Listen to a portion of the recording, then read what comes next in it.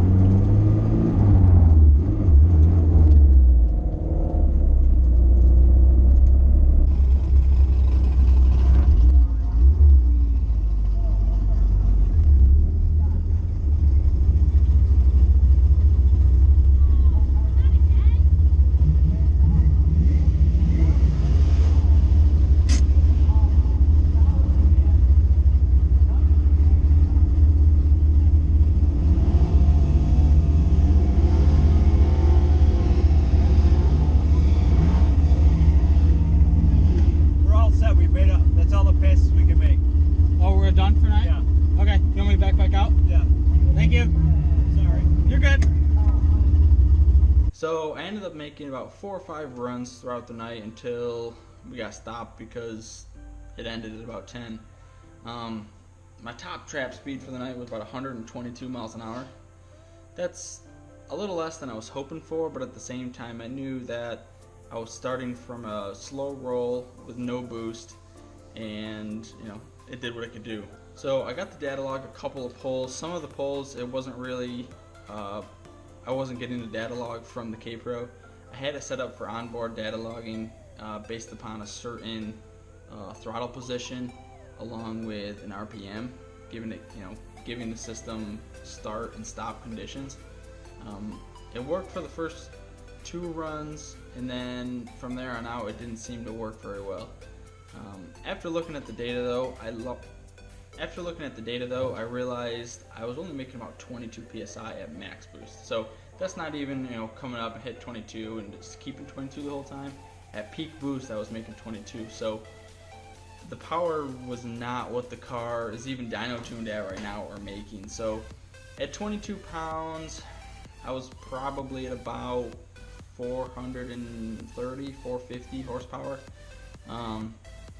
which was a lot. I mean, it was quick, and I trapped at 122, so it wasn't slow, but it wasn't what I knew the car was set up to do. The odd thing with that, though, is, as you saw in the last video, we tested for boost leaks. I went through the car and through all the cold side stuff, testing for leaks anywhere I thought there might be leaks, and I found quite a few. After sealing those up, we did some street tuning just to make sure everything was good with our fueling maps, so that we were good for the track on that Friday. And so I know I was making the 30 pounds that I was tuned for 2 nights prior to going on Friday, because we did the street tuning and I was making 30 every pull we made. So something happened while I was there, or something happened maybe on that first pull or on the drive over. I got a lot of experience out of it. It was a good time. I tell you what, I had a blast over there. I plan on going to a lot more testing tune nights, and I would love to get a handle for the car and get set up that I can drive the car efficiently and really get going quick, not only with high trap speeds with more power, but being able to get some good ETs and actually race. I would love to be competitive in a quarter-mile class of some kind. That would be great to me, especially because the car, I mean, a turbo 4-cylinder isn't set up for an 8th mile racing, really. I mean, this isn't much of an 8th mile car. It's going to be a quarter-mile car, if anything. And I would love to set it up because Empire's so close. It gives me a quarter-mile track that I can test on. I can go to often. We can really test at the track we're going to be racing at. Look out for another video soon. I hope you enjoyed the footage of being at Empire. Soon here I will put in a video just coming up of checking over the car, looking for those boost leaks, if any, see why the car isn't making the 30 pounds it should be, along with setting up something new on the car as well. So stay tuned, subscribe to the channel, check out my old videos, and see you guys later.